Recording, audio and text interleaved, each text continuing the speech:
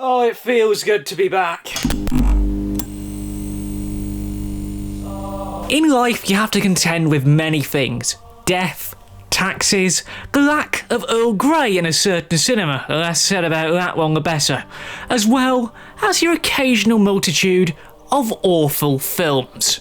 And believe me, I've seen a fair few of those over the years. From Nine Lives to the Emoji Movie and even Show Dogs, the awful films have always proved to be the most enjoyable, purely because they give us something that in this form of work we call a rant.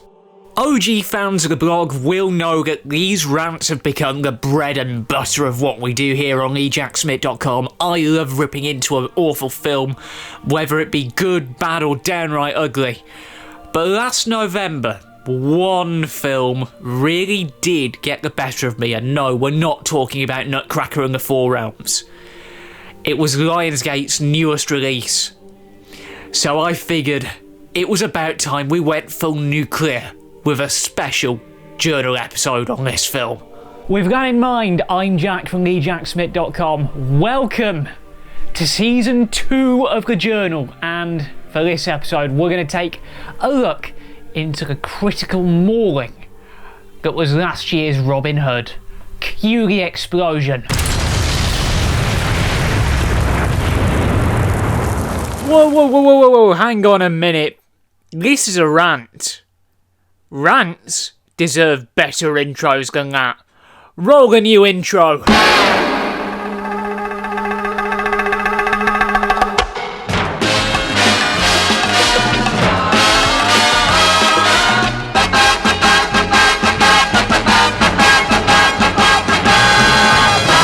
Believe me, this one is about to get brutal.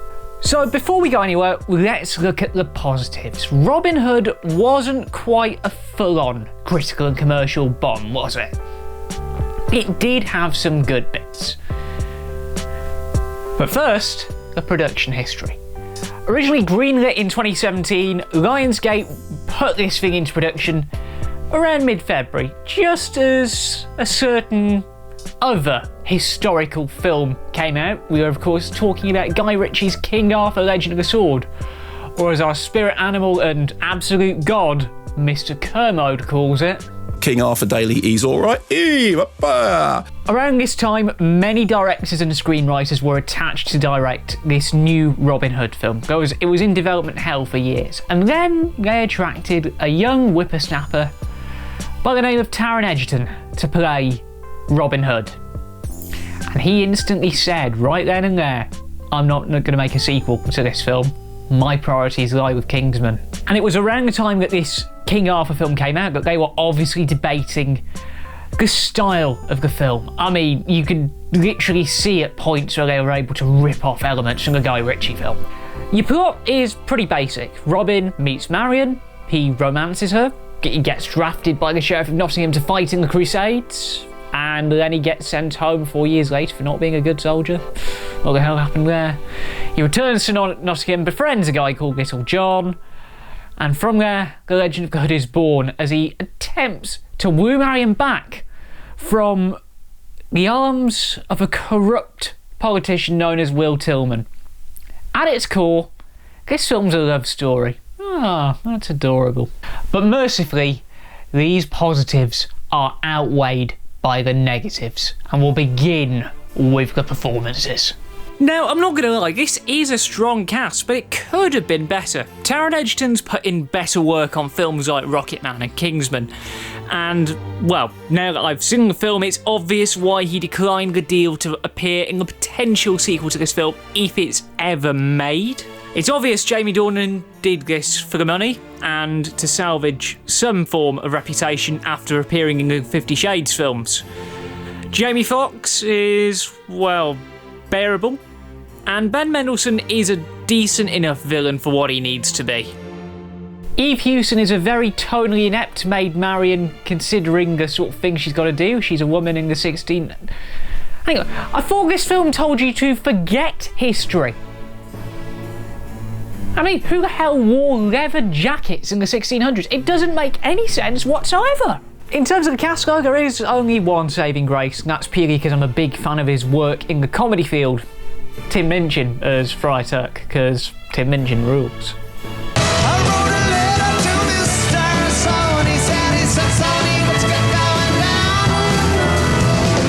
Otto Bathurst's direction also gave me a few issues, as this was his first major film. This is his only feature film directorial credit on his IMDb page. Helming a $100 million action film as your first directorial gig in Hollywood is a major challenge.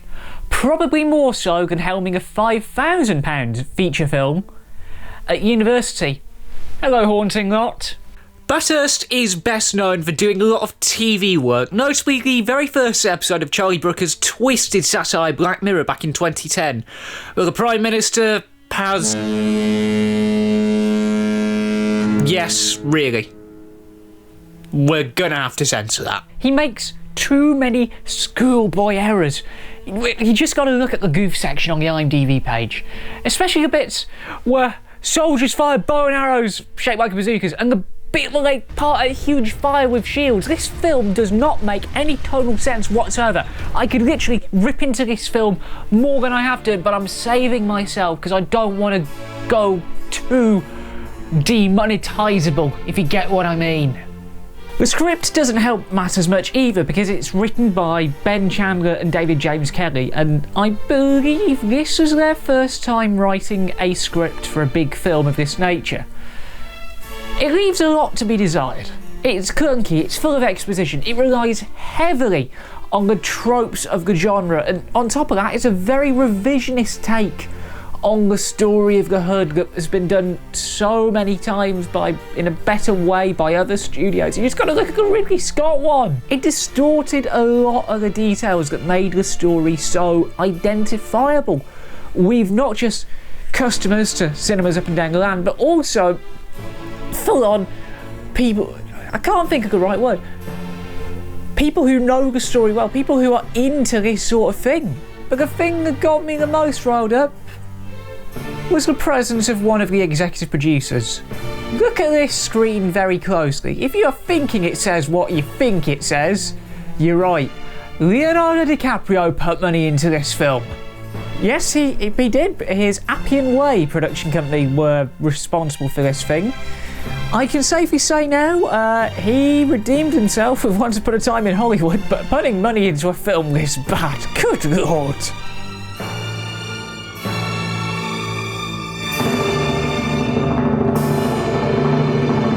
And on top of that, he's got to get a bloody Kasabian rip-off to do the credits track.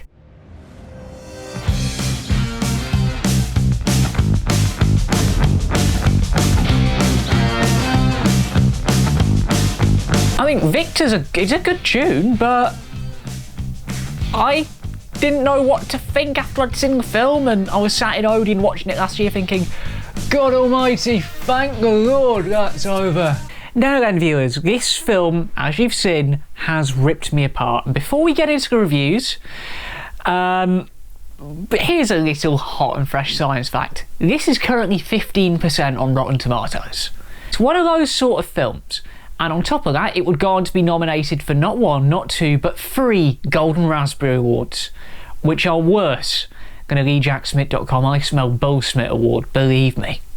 Now, die-hard fans will remember I gave this film the treatment it deserved on a Rip Ticket show last season.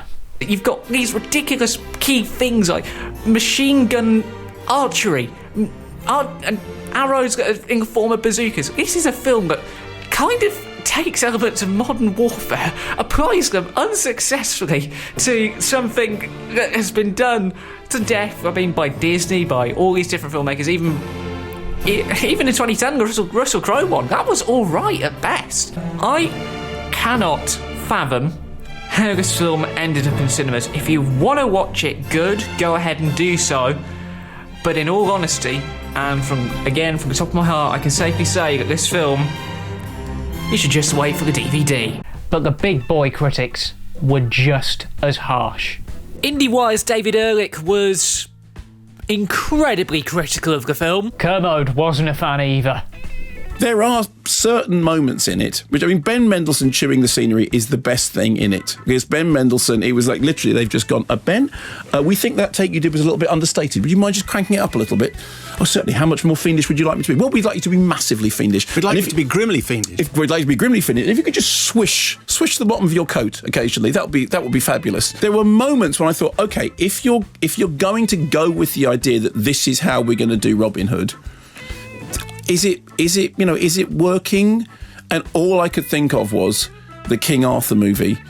And the King Arthur Daily, He's All Right. Literally, I kept thinking, it's like someone sat down and went, you see that King Arthur? That's a good idea. Just do that with Robin Hood. Even the fine folks on the other side of the internet, yes, we're talking about Reddit here, had a lot to say about this film. One particular review singled out the political motivation of the film, its parallels to modern things, comparisons to CW superhero series.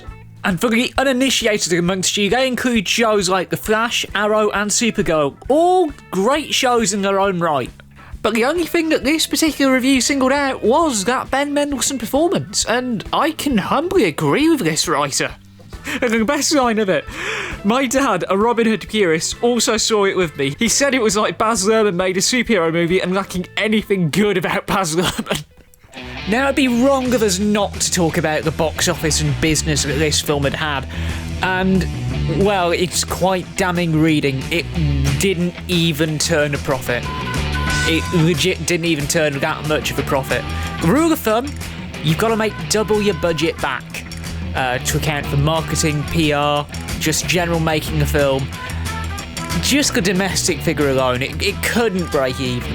Looking at the global stats as well, courtesy of Box Office Mojo, this film did not do well at all. And now that we've talked about the reviews, I think you can all understand exactly why this film was a box office bomb. And the guys at Den of Geek hit the nail on the head. I'm going to read it verbatim here.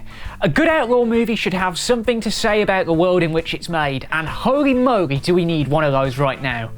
But Robin Hood is not a good outlaw movie, or a good Robin Hood movie, or even a good movie at all. And that is why the latest Robin Hood was an absolute disappointment. So, let's have a quick chat about what to expect this season on the journal, shall we? We're going to be opening up, as you've said, with our Set Your Expectations Low week. There's going to be more editorial-based content this season because, let's be honest, 14 episodes and we haven't really talked that much about the films in question. You guys need some proper film criticism. And on top of that, we're going to be doing something rather big in 2020, and the post-credits scene that you've seen at the end of season 1 is a big clue as to what's going on. And on top of that, we've redesigned the set a little bit. Obviously, got my E-Class stuff there.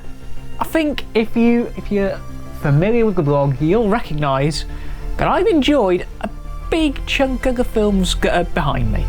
I mean, we've got something like Dunkirk up there, we got Nerve up there, Kingsman, Arrival, we've got the other Kingsman film, Brooklyn's up there as well. It's just crazy to think that this is basically we've got the whole collection behind me now, which is awesome. We did a big rearrangement of the shelves. It's a long story, but this season, not only are you going to get more proper film criticism content, depending on how Content ID feels, but we are also going on the road. We are thrilled to announce that in 2020 we are going to be taking TheJackSmit.com up and down the north of England in what we are calling the Lightspeed sessions. Inventively named because actually that bit stays between me and the great men. So you know exactly what to do next. If you enjoyed it, like, share, subscribe, hang around because we're just getting going on this new season of journal content. And episode 2 is coming out on Friday. To continue the theme of our Set Your Expectations Low week, we covered the worst film of last year. It's only fair that we cover the worst film of this year too. I think it's time we polished some crown jewels, if you get what I mean. Because yes, it's time to go nuclear. on the Queen's Corgi. We'll see you on Friday, everyone.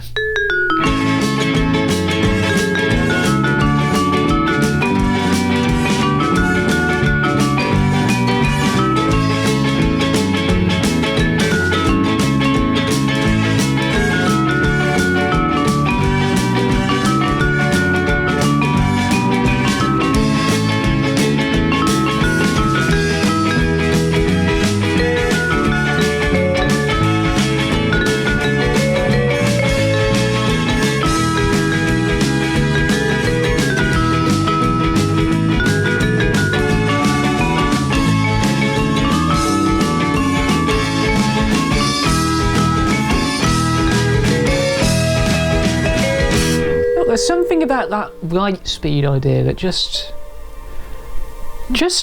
I want to build on it a little bit more. Hang on 1 minute. What is it with this phone going off at the most inopportune times? Oh! It's from Ed!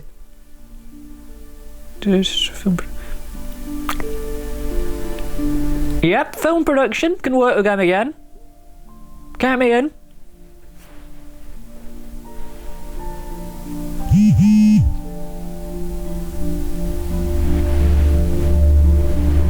Hang on, is that from who I think it is? I think we have our reason to visit Sheffield.